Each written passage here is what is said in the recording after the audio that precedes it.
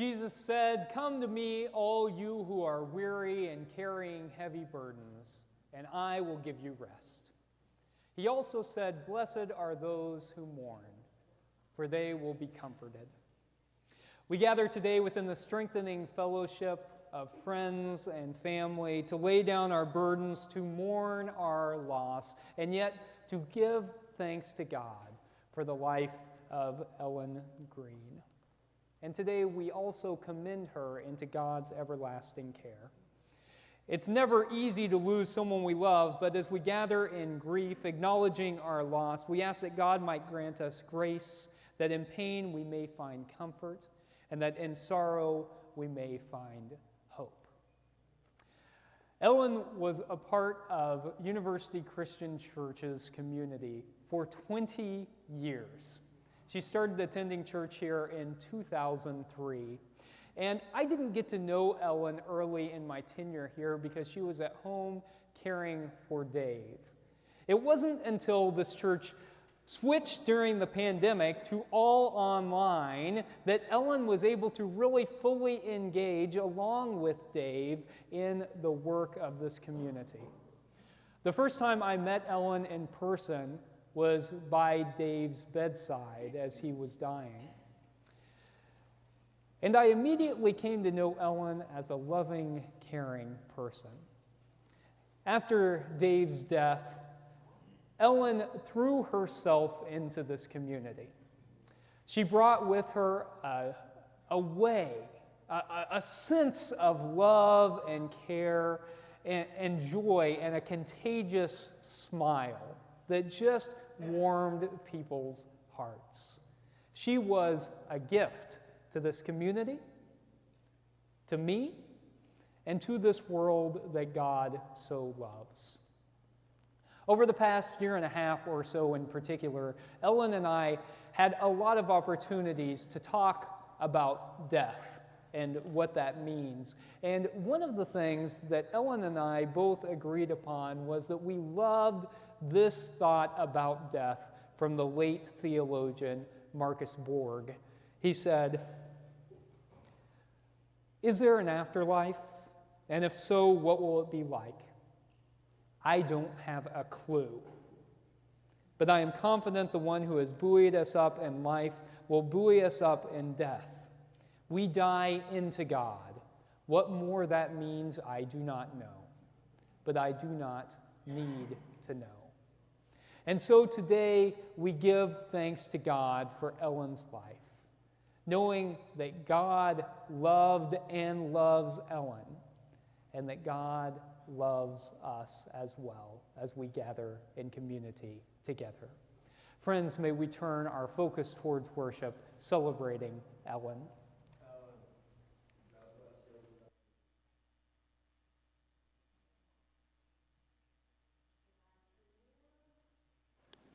Good afternoon. I, too, barely met Ellen in this past, a little bit over a year, and there are very few people who have fallen in love with so quickly, and she was not only a member of this community, but she was also my friend, and it was such an honor to share in moments with her. Some of you heard some of those moments, like when we got locked in a parking garage for about 8 hours, and we survived, barely. But we also, a lot of late night conversations. She was a night owl, I am a night owl, texting, talking at 2 in the morning. And it is just such a privilege to be able to be here today and to share with you all and spend some time with you all, celebrating her life and also acknowledging our grief. Let us pray together. God of love, we thank you for all with which you have blessed us even to this day, for the gift of joy in days of health and strength, and for the gifts of your abiding presence and promise in days of pain and grief.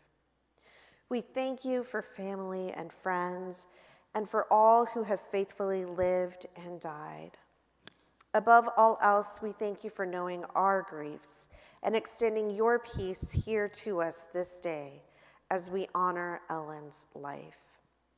Help us, God, to focus on that which enables us to keep going. Remind us that time will never erase the memories and that for a moment we're not alone as we sit here together. We give thanks for the times we had with Ellen, both the ups and the downs of living life. But most of all, we're grateful for love, which is stronger than death. Help us to bear our sorrow without bitterness, to look forward slowly, one day at a time, and to gain some comfort from those who can help us ease our pain. Be with us now as we encourage and support each other. May we be reminded of your love and comfort. Amen.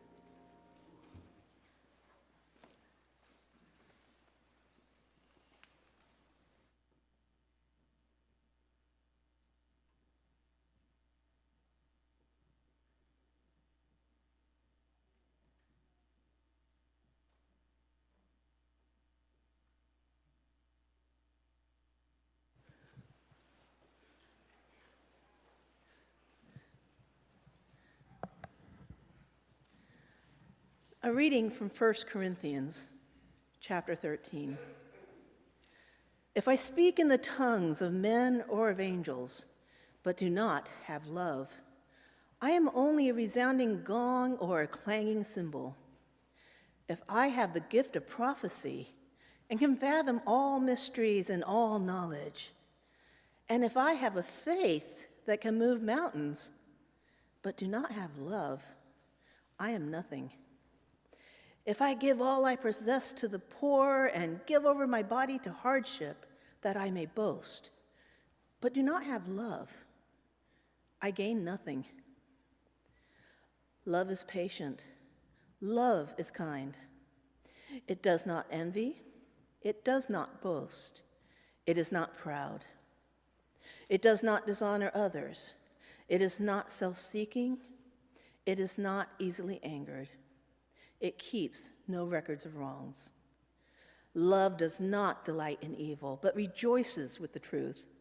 It always protects, always trusts, always hopes, always perseveres. Love never fails. But where there are prophecies, they will cease. But where there are tongues, they will be stilled. Where there is knowledge, it will pass away. And now, these three remain: faith, hope, and love. But the greatest of these is love.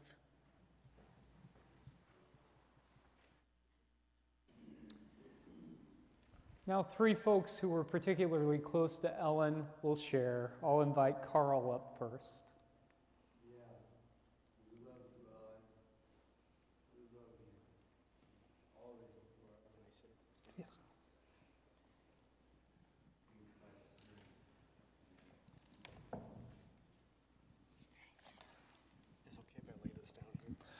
You'll need to hold it.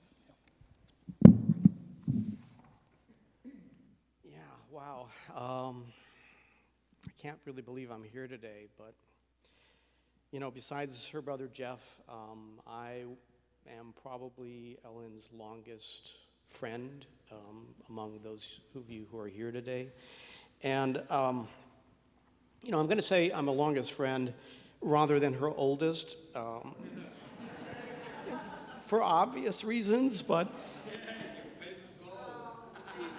also, you know, because you make friends in your life that you outgrow, right? And when you think back on them, you think of them as youngsters. You know, I mean, you've moved on, but in your memory, they're still children or teenagers.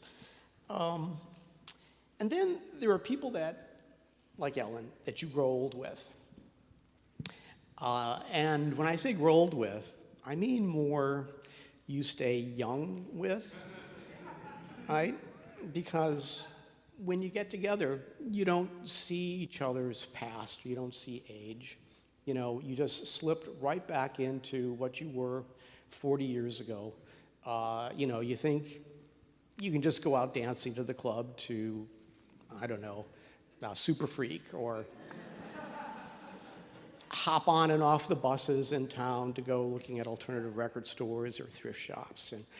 And that's what Ellen was like to me. You know, we both moved to San Diego the same summer, 1986.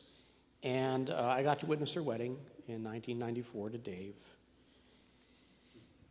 But I actually met Ellen in, wait for it, 1980. My best friend Greg and I took Polish class at University of Wisconsin-Milwaukee. And there, sitting across from our other friends, Kevin and Kasia, was Ellen. Lovely speaking voice, great style, very talented with languages. But then you discovered two absolute truths about her in a short order of time. Ellen had a really, really dirty sense of humor. And she was a compulsive collector of gay boyfriends.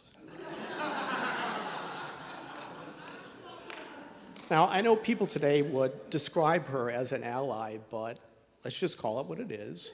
Ellen was a fag hag.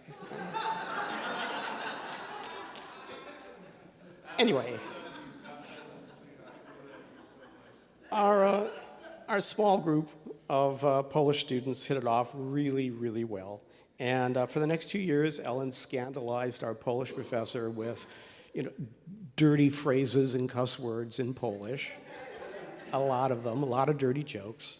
But outside of class, when our friend Mary joined the inner circle, we became known as the Park Avenue Six. Because we'd all go dancing downtown every Sunday night at Park Avenue Disco, which on Sunday nights, that was the queer night. Or on weekdays, we'd hang out at the house where I lived with my sister on Milwaukee's Polish South Side. And we'd practice ballroom dancing. Ellen was a ballroom dancer. I don't know if you guys knew that. And we'd have game nights. And whenever we played Password, Ellen and I were the dream team.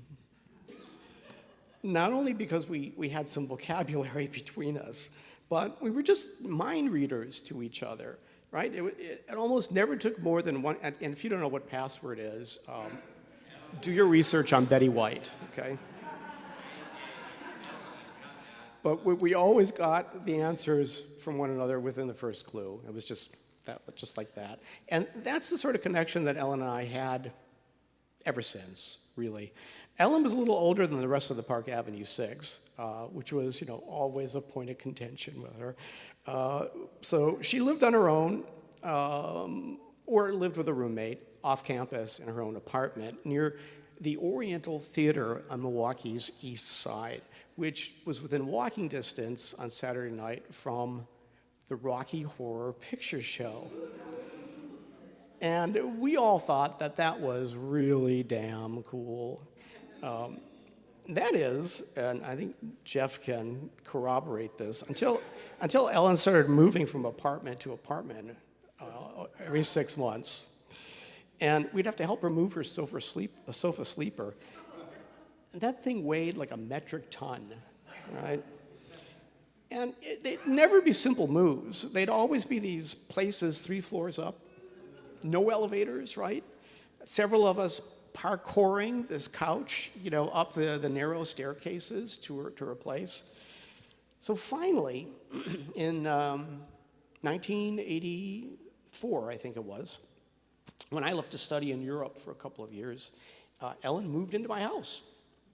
And at long last, she was sleeping on her sofa sleeper in her gay boyfriend's bedroom. So about a year after I came back from Europe, I moved here to San Diego, and Ellen, still living in my bedroom, moved here about a month later because, where gay boys go, Ellen follows. And we were once again hopping buses all over the county looking for alternative record stores and thrift shops, just like we had, 10 years earlier. And from that point, over the next 30 years, Ellen and I lived oddly parallel lives in a way, because we were both caregivers to critically ill husbands. And we dealt with the same hospital bureaucracies, the same pharmacy nightmares. We shared the same existential fears about losing our husbands sometimes in the future. And by the way, the Park Avenue Six didn't break up either. We still met on Zoom every month. And, it was still clear to us, those friends that stayed young together were the Park Avenue Six. We didn't grow old together. We still grew young together. Nothing really significant had changed about any of us, but especially Ellen, who still had the exact same raunchy sense of humor. And you know what? Look around you. She was still collecting gay boyfriends.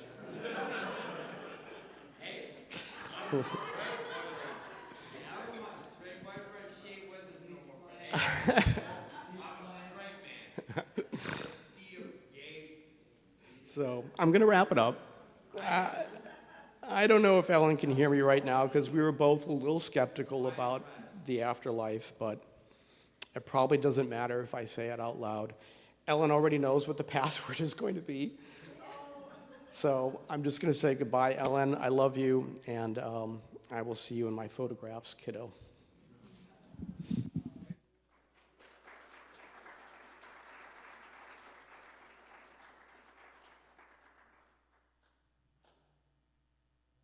and John Martinez.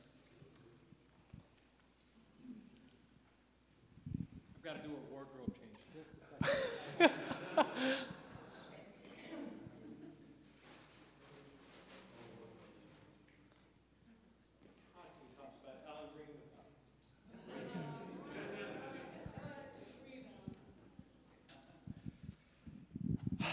I can't even tell you when Alan and I met and it was in the last year and a half, because we became such close friends so quickly.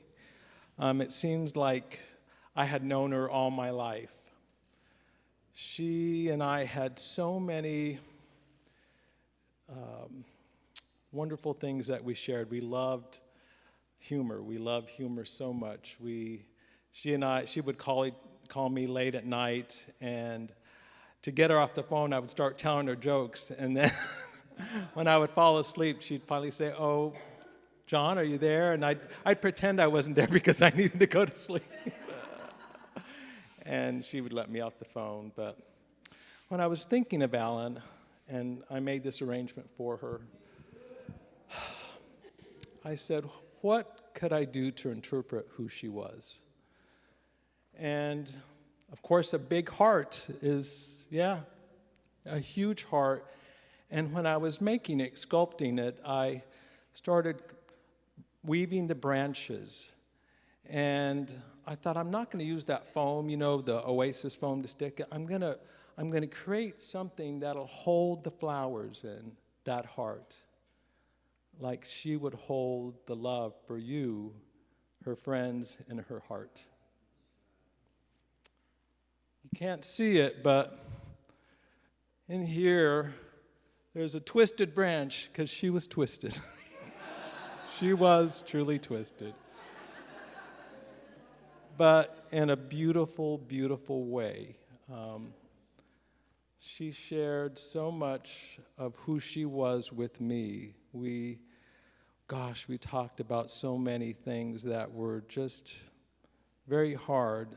She and I both lost husbands, and in the end, she was at the hospital, and she expressed to me a fear that maybe she would be by herself. So I really tried to be there as much as I could, to know that there was somebody who loved her and was holding her hand.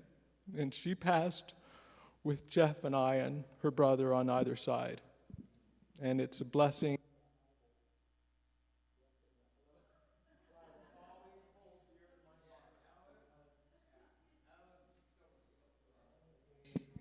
Oh, there we go. That I'll always hold dear to my heart. Even if you've lost somebody that was like a husband or a parent, it's different with a friend because they're like parallel to you, and you see yourself in them. And I saw so much of myself in Alan. I was an overweight kid, and she and I would talk about that, about what it meant to be a little larger. And we discovered that my name that my mother gave me at birth, I was adopted, was David Allen Adams. And her husband's name was David Allen Green. And so she would look at me with these beautiful, loving eyes. And I would thought to myself, oh, you are a lover. You love me as a friend and has been such a rock for me this last year because I've come through so much. She helped me. When I came here, I had a broken heart, and she helped mend it. And I just want to tell you, Alan, I love you so much, and I will always remember everything that you did to help me be a better person, a better friend, and wherever you're at, I want you to know that we love you.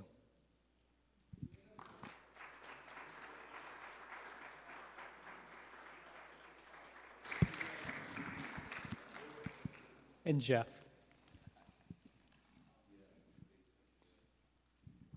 I've got props.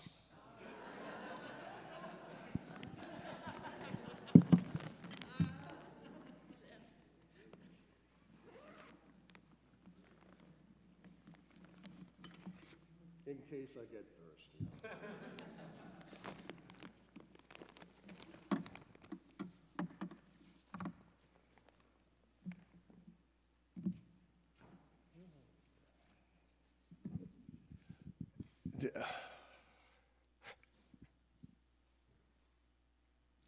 I have a great ending, but I have 100 places to start, and I couldn't pick which one.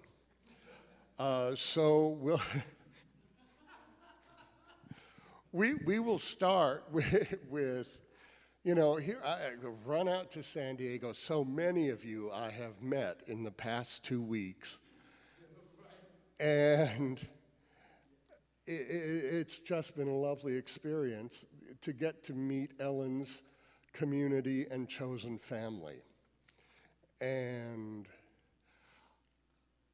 we've got with us here some of Ellen's early family, beside myself. I want to say hi, Susan All. Susan is a cousin who we are not blood related. Our dads were card buddies from grade school, high school. They played sheep's head every day at lunch.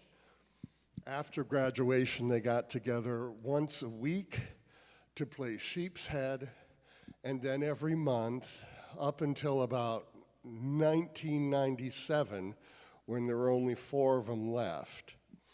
They used to, I remember being little, the house in Milwaukee on 25th Street, and the card parties were always a big night because there would be a quarter barrel, there would be a case of liquor, there would be tables and tables and tables of food. The card playing would go up all night, and we would try to stay up. The kids would try to stay up to, see and, sneak some of the food and get a little soda.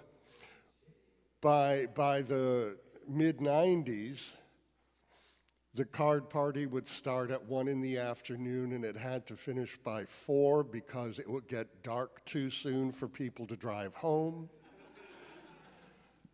My uncle would bring a bag of pretzels and would take half of them home.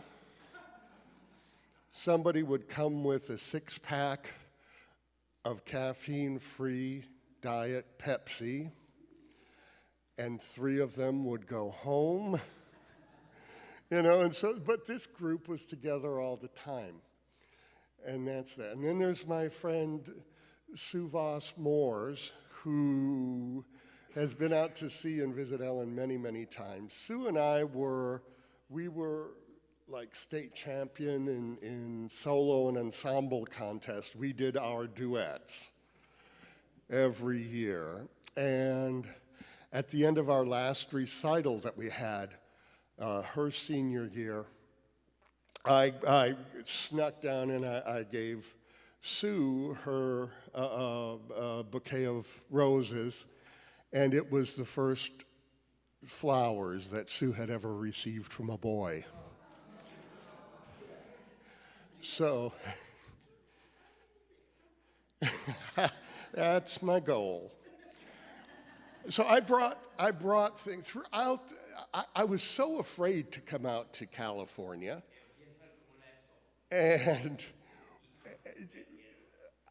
when I got to, Scott picked me up, and we drove to the apartment to drop off my things, and I started immediately finding things that were from our early childhood and things that I could remember, and I was never alone, and I never felt out of place. I walked in, the first thing I saw was the urn that holds Dave's ashes and the little pendant with little Dave, who waved hi, Dave, and said hello there.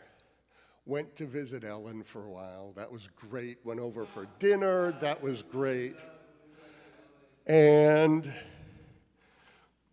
then I got back to the apartment and said, oh, what do we do now? And the first thing, I kind of wander around and looked in the bedroom, and I found the Afghan that Grandma Winnie made for each of the grandchildren.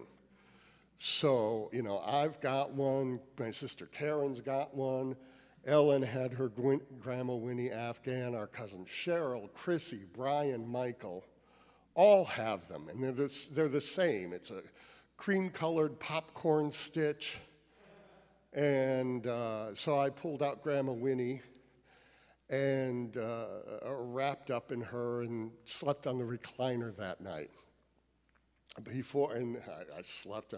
sat in the recliner and got up a half hour later and started rummaging through files, and I found these two pictures, Poppy and Penny, our childhood dogs, and I took pictures of them and brought them to show Ellen the next day, and I show Poppy, and she goes, oh. And then we show Penny, who is the first dog. My dog, got her when I was 4 years old. And Ellen went, oh, it's my favorite picture I ever took. You know, and she was in photography class. She did more than ballroom dance and take Polish in college. She took photography. And these two pictures hung in the bedroom hallway of the house on Violet Drive for years and years and years. I hadn't seen them since my folks sold that house in the summer of 2006. So comforting to see my dogs right there. The next morning, I got up, and under the book of checks was this picture, who's Grandma Annie. Grandma Annie was Ellen's favorite grandparent. This picture was taken in 1967. Grandma Annie passed away, I believe, in 1971. She was the first grandparent to pass away. Ellen loved her for many reasons, one being that she was a flapper. She smoked, she drank, she danced, and that's kind of who Ellen modeled her life after. Grandpa John, her husband, John Suhaki, that summer in 71, he took her out on a trip to California for her birthday. And Ellen had always talked about coming out to California and brought her out here, got to go to Disneyland. And one of the people that came out to visit was a man named H.L. Nunn. I don't know if any of you are old enough to remember Nunn Bush shoes. H.L. Nunn was the owner and founder and a friend of my grandfather's, and they came out and visited H.L. H.L. was sort of blacklisted in manufacturing community because he was pro-labor.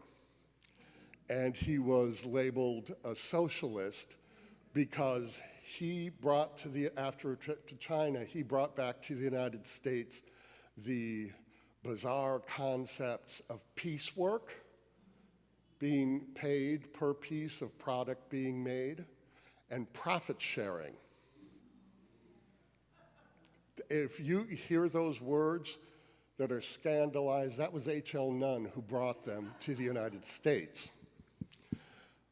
And my grandpa at one point, Mr. Nunn, formed the labor union at the shoe factory in Milwaukee. My grandpa was president for a while. And I think that's part of that, along with my mother, is what would today be called, Ellen's activism and determination for social justice. Now my mom, hi, Mom. She, when there were problems with production or how things were being done, there were a lot of native Greek-speaking people at the shoe factory and Puerto Rican. And they wouldn't know what to do, so they would go and they would go and get Loco Polaka, which was my mother, the crazy Polak. And it was her job to fix the problems and show them what to do, although she spoke neither Greek nor Spanish. They worked it out, and I guess it was good because they got invited to a lot of weddings and birthday parties, eating food they'd never seen before, hearing language they had never spoken and didn't understand, but they kept going because they enjoyed them and had a lot of fun. And Ellen seemed to inherit a lot of that. This is cousin Mariana, and my sister Karen was also by that checkbook. I know cousin Camille is watching today. Hello. Next to that, we've got Cookie, Emil, Philip, and Christina, cousins of my dad.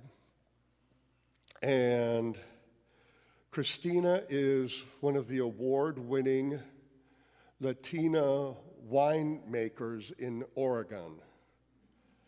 And if you would walk into the apartment now, so far we've found 5 corkscrews. I haven't cleared the ones out of her car yet. The favorite wines all are Christina's. When Ellen first entered into hospice, this was on December 20th. It was the 21st. She got in on the 20th, the day after. She and Scott and I were on the phone, and Ellen went, "Oh, I'm going to have to cancel my wine subscription." Scott said, "We drink wine."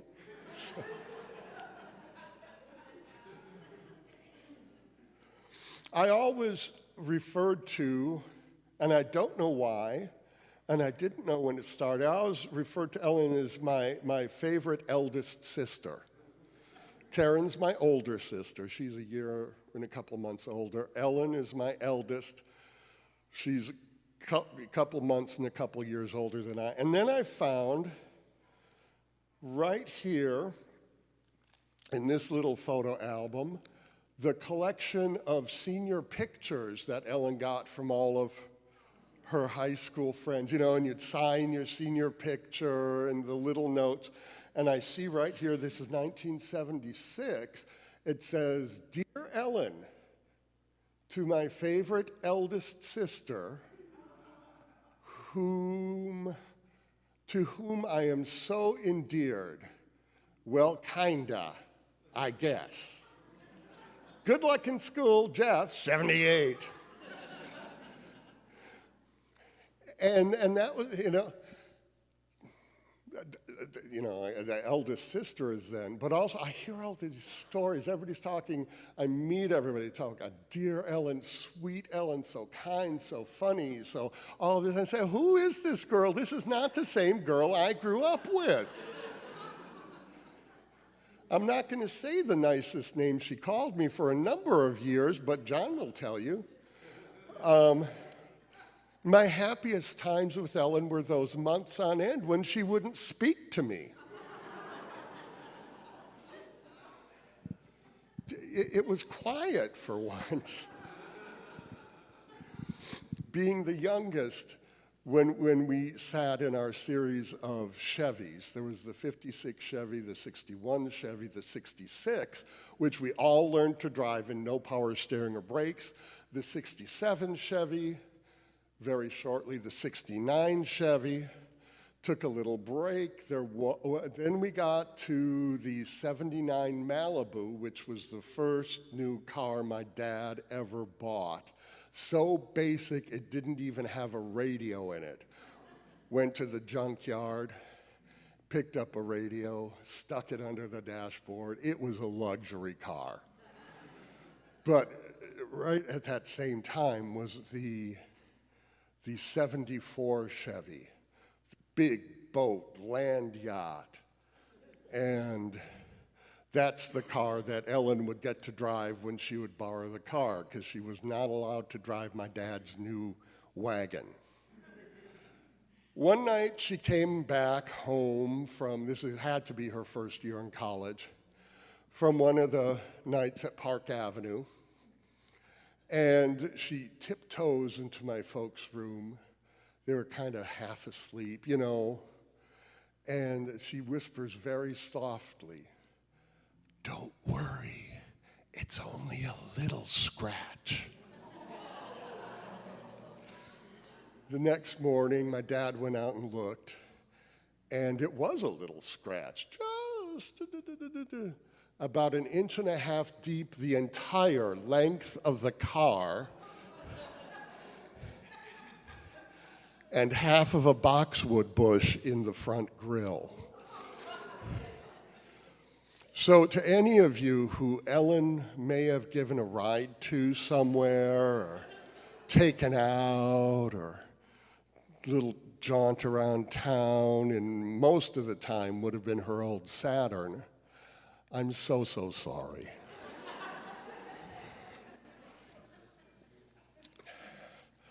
We had, another jumped out. You know, Ellen, we talk about her languages, her Polish. I don't know if you knew, but she was certified teacher at high school for German and French.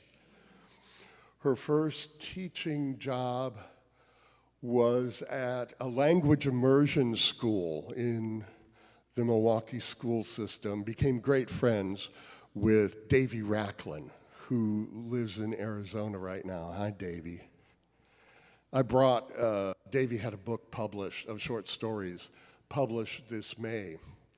And I had found it in Ellen's basket, and she had, in that basket, she had books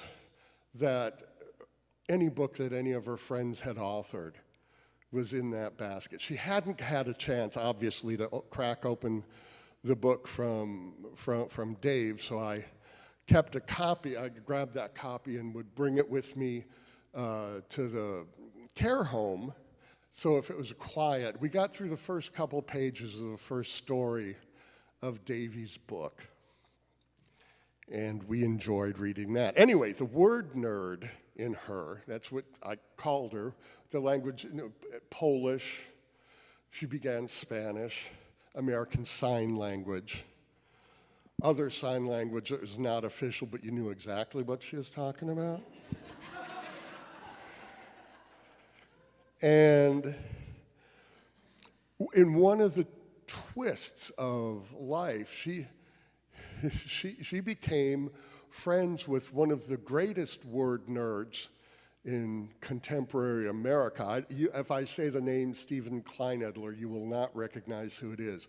But he was the managing editor of the American Heritage Dictionary, king of word nerds.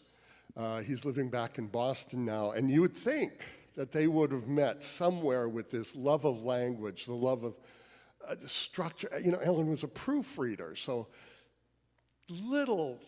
anything that was interesting about English language she had, plus French, Polish. She has a couple books on Hawaiian language.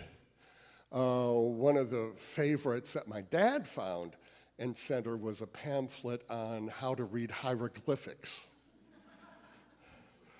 Well, it turns out that she and Steve, who I knew, he was one of my students when I was doing graduate work at Michigan State University.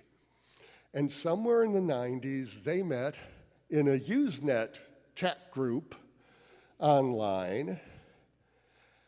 And it was a fan page for Melrose Place lovers. And Steve, this is the notebook that she has kept in her office basket and that I collected notes in. So thank you, Steve. And Melrose, that's where the word nerds meet. We've got here this little book. It's called Other Realities. It's a collection of fantasy fiction and something in between by young writers. A blood cousin of ours, Johnny and Kathy, they had 3 boys. John, Joe, Jeff, little baby sister Jill. One of the mornings last week, I get a call waking me up first thing in the morning. I'm going, oh my God. Turned over, it's cousin Kathy. And Kathy said, I just had to call you. I promise this won't be long. But the kids and I were texting back and forth stories about Ellen.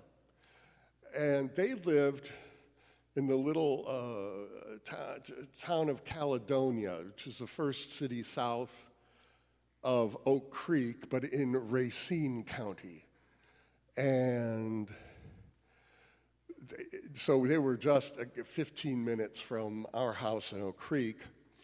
And Joe, who does not text, he only uses phone, texted a story that he remembered. Ellen went out, the first time she went out to babysit for them. It was just the 3 boys. Then they finished dinner.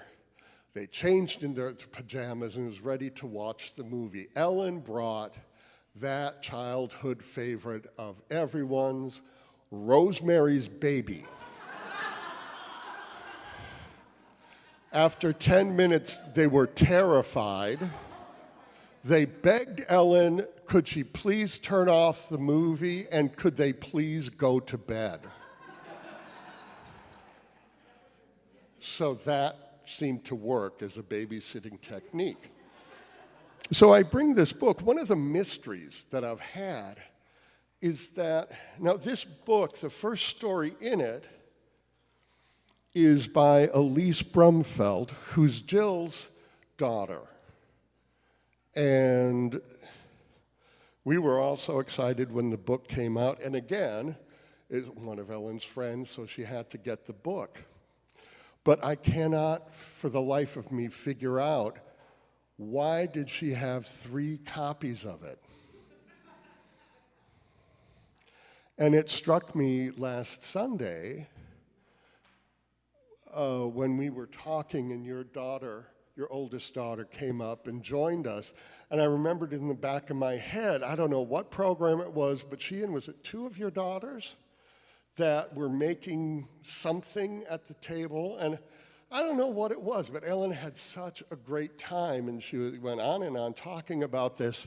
And so I am sure that she wanted your girls to have these. That mystery solved. There's this. It looks like a butter knife, but really fancy. It is stainless steel. And it says it's inscribed to Prez, period, Gruszewski. It was one of the first days when I found that. And so we go to Ellen's senior yearbook. And we discover in the page where it talks about all the activities and clubs, what you go, okay, there's a couple stories from here, bear with me. There's German club, 1st, 2nd, 3rd, 4th year. Year 2, she was secretary treasurer, great at taking notes, don't give the girl money.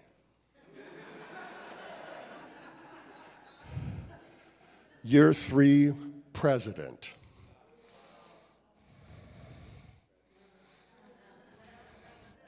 This was her gift for serving that year as president. Now I know what to do with this butter knife. Okay, that's mystery. Then we go to French Club 3, Spanish Club 4, Aquanites 2 and 3, there's a story. FTA, Future Teachers of America, 2, 3, 4. AFS, American Field Service, the exchange students, 3 and 4. We had many exchange students in high school. Our first, Morris Horgan, lives in New Zealand with his beautiful family and his grandchildren. All his gray hair and oldness, I don't know how that happened. Bowling, 3 and 4. Astronomy Club, 4. Can't figure that one out. And National Honor Society, 3 and 4. I want to say Aquanites, 2 and 3. You don't know what that. We were the Oak Creek Knights, and the Aquanites was not the swim team. It was the synchronized swim team. And so Ellen Esther Williams and all of her friends would do all of that. And they were a tight little group. And I think she wasn't involved senior year because I don't think there was an Aquanites her senior year. But her friends, Vicki Ciro, Vicki Hoffman is her real name. And I mean her maiden name Hoffman, but that's who I remember. I have a hard time with the married names. They just don't stick. But Vicki and my sister Karen, they were members of the Aquanites. What they called themselves was the Water Buffaloes. A few years ago, Vicki's son, Sean, he's a Navy pilot, and he was out at the base getting some training out here. And he and Ellen had arranged through Vicki to get together, and it was his first day off that he had, and Ellen was going to drive him, I'm sorry, around town and show the sights and all of that. So Ellen got ready. She went, got in her car, drove down to the base, saw there was the guardhouse, went to the guardhouse, and said, "I'm here to pick up a sailor." And the nice young man in the guardhouse said, "Well, lady, you come to the right place. There's plenty to choose from." Vicki didn't know that story, but she does now. I brought it because Vicki talked about how nice it was when Ellen picked up Sean in the card that she had sent. There's the bowling club. Ellen, ironically, her team finished second or third both of those years that she was. And Ellen was a fantastic person to have on the team, not because she was a good bowler. It was because she was it was a handicap league. So in a handicap league, you take whatever your bowling average is, you compare it to the league average of what the score was, and your handicap was the amount of points that would automatically be added to your score based on how far below you are from the average score. Ellen's bowling average in those years ranged from 12 to 16. And so she had a huge handicap and was a tremendous asset to have on the team. Because if you hit Ellen, that was her average, which meant she had many games of 3, 4, maybe 5 pins, interspersed with the very occasional 25, 26, 27, and that her handicap was the margin of victory in many of those. So she was an asset. From people from the bowling league days, Ellen had her own ball. I mean, she did it. She had style. She'd get up there. She'd line up the ball. She'd go up to the line. I'm not exaggerating. And this was the critical point. Everybody who bowled with in that league knew you had better not be behind Ellen, because she would go, and rarely did the ball go that way, but it was flying back and you could get hurt. And that was Ellen's bowling league and her tremendous skills. Sue, I figured it out that I think where you may have spent most time and gotten to know Ellen was an AFS club, because I saw that picture in there. Now, this is the last thing, and it really kind of something, like I said, I don't know this person that everybody talks about, being kind and, there's another, I have to go back, there's one I forgot. Karen said if there's one story you're gonna tell, it has to be about Ellen and the riding lawnmower. We had moved to Oak Creek and went from a typical little city lot. We were a fancy family. We had 2 of the rotary push mowers, this kind. And we moved to Oak Creek in November, so you didn't worry about lawn care. But come spring, we had to figure out cutting a half-acre lot. And a half-acre lot with a septic system, which meant in certain parts of the lawn, the grass grew 5 times as quickly as everybody else because it got great fertilization. We had those 2 rotary mowers, and everybody took turns for hours every night, going and going and going. And as soon as we finished that week, it was time to continue mowing. So Dad got a power push mower, and a week later wised up and bought a riding lawnmower. And it was luck. You were lucky if you were given permission to mow the lawn that week, because it was just like driving a car, but it cut the grass and everything. And you know Ellen's driving skills.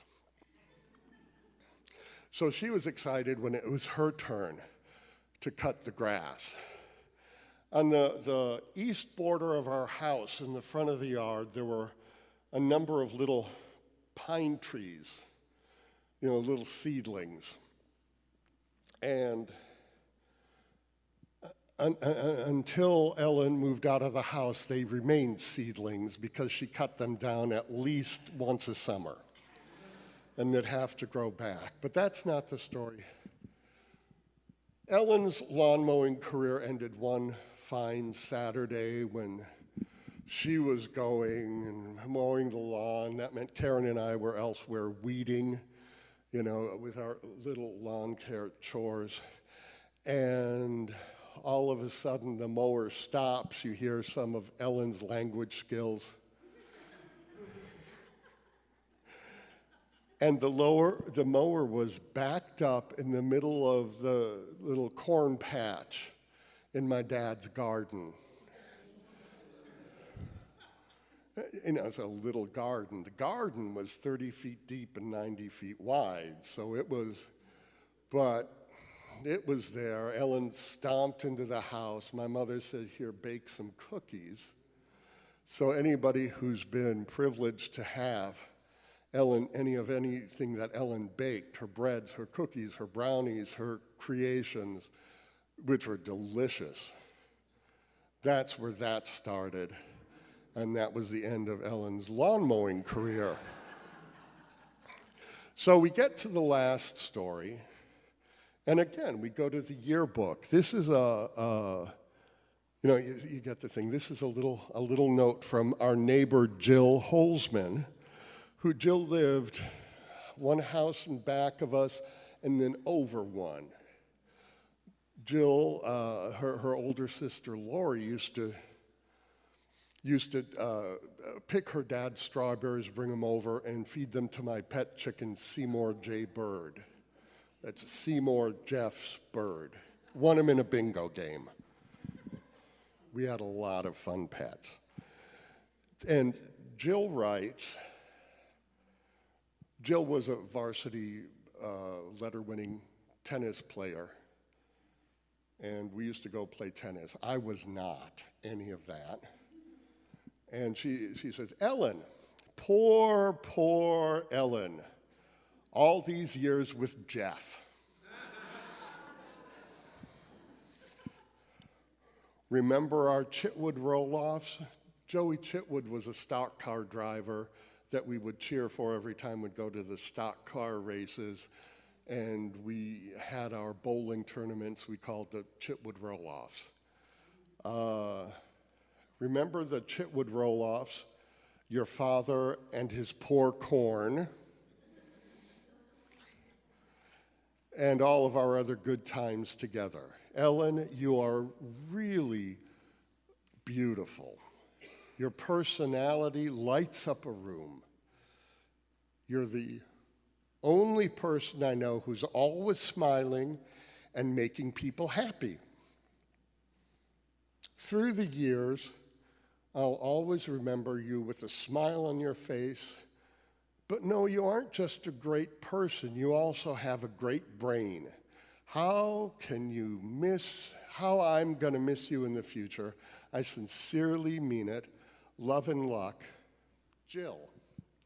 And that note could have been written by any of you.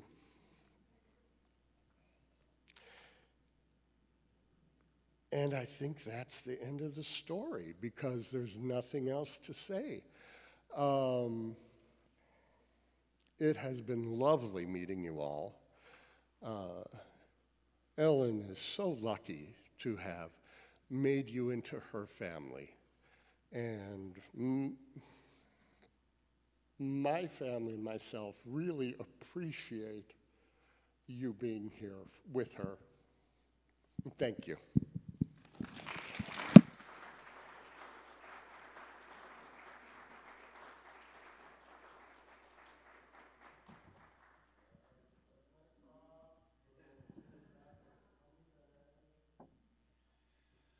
On your programs, there's a hymn that Helen enjoyed and was meaningful to her. Great is thy faithfulness. Sing along with me. Great is thy faithfulness, O God, there is no shadow turning with thee. Thou changest not thy compassions, they fail not. As thou hast been, thou forever will be. Great is thy faithfulness, great is thy faithfulness. Morning by morning, new mercies I see. All I have needed, thy hand hath provided. Great is thy faithfulness, Lord, unto me. Summer and winter and springtime and harvest, sun, moon, and stars in their courses above, join with all nature in manifold witness to thy great faithfulness, mercy, and love. Pardon for sin, pardon for sin, and a peace that endureth. I know dear presence to cheer and to guide, strength for today and bright hope for tomorrow. Blessings all mine with 10,000 beside. Great is thy faithfulness.